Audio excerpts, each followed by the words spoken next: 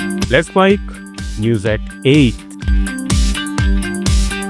Calcutta high court ने Lionel Messi के दौरे के दौरान सॉल्ट लेक स्टेडियम में हुई अफरा-तफरी की जांच सीबीआई से कराने की मांग वाली याचिका पर अंतरिम आदेश देने से इनकार कर दिया है। कोर्ट ने कहा कि पुलिस की एसआईटी जांच अभी शुरुआती चरण में है और कोई सबूत नहीं है कि जांच में गड़बड़ी हुई। 3 जनहित याचिकाओं में याचिकाकर्ताओं ने सीबीआई जांच के साथ टिकट रिफंड की भी मांग की थी। इसमें विपक्षी नेता और भाजपा के शुभेंदु अधिकारी भी शामिल थे। कोर्ट ने साफ कहा कि सिर्फ आरोप लगाने या याचिकाकर्ताओं के कहने पर सीबीआई जांच का आदेश नहीं दिया जा सकता। अदालत में राज्य सरकार और कार्यक्रम आयोजकों को 4 हफ्ते में हलफनामा दाखिल करने और याचिकाकर्ताओं को 2 हफ्ते में जवाब देने का निर्देश दिया।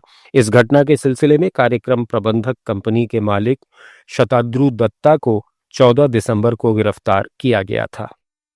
ग्वालियर में क्राइम ब्रांच ने शादी के नाम पर चल रहे बड़े ठगी रैकेट का पर्दाफाश किया है।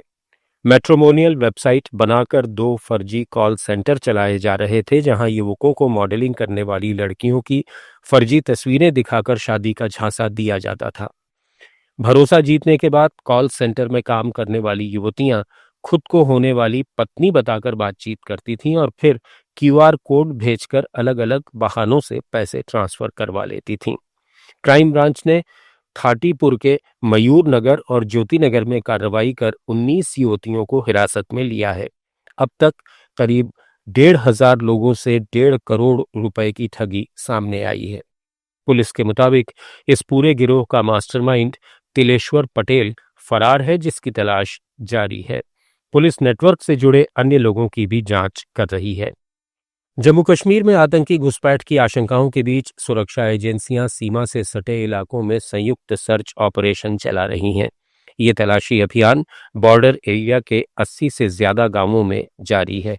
खुफिया एजेंसियों को इनपुट मिले थे कि आतंकी घने कोहरे, सर्द मौसम और दुर्गम इलाकों का फायदा उठाकर घुसपैठ की कोशिश कर सकते हैं।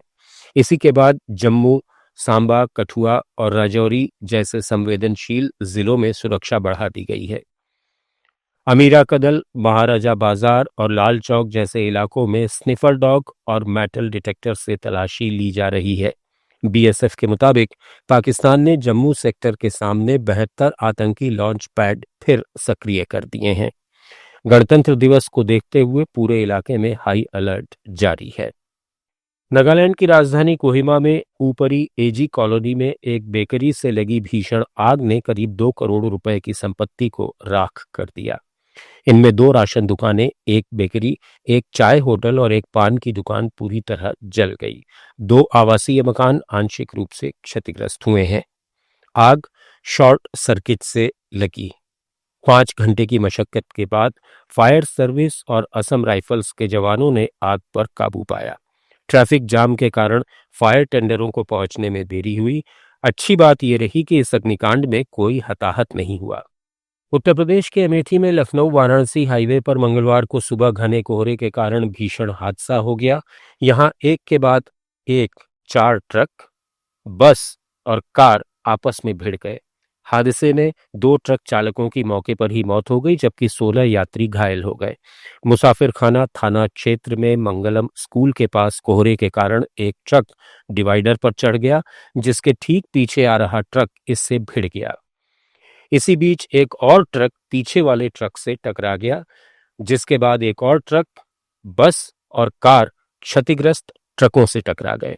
हादसे में 2 ट्रक चालकों की मौके के साथ ही बस में बैठे 16 यात्री घायल हो गए। घायलों में 2 की हालत चिंताजनक बनी हुई है। सूचना पर पहुंची पुलिस ने घायलों को सुल्तानपुर के जिला अस्पताल पहुंचाया। म्यांमार में अफीम की खेती रिकॉर्ड स्तर पर पहुंच गई है, जिससे उत्तर पूर्व भारत में हेरोइन की तस्करी तेजी से बढ़ रही है। इस साल असम में ही 17 किलो हेरोइन पकड़ी गई, जबकि पिछले साल सिर्फ 9 किलो थी। संयुक्त राष्ट्र की रिपोर्ट कहती है कि म्यांमार में पोस्त की खेती 17% बढ़कर 53,000 हेक्टेयर हो गई और अफीम उत्पादन 1,010 टन तक पहुंच गया, जो अफगानिस्तान से 2 गुना है। तस्कर अब मणिपुर के जंगली रास्तों से हेरोइन लाकर असम की बराक घाटी तक पहुंचा रहे हैं। न्यूज़ एट 8 में फिलहाल इतना ही।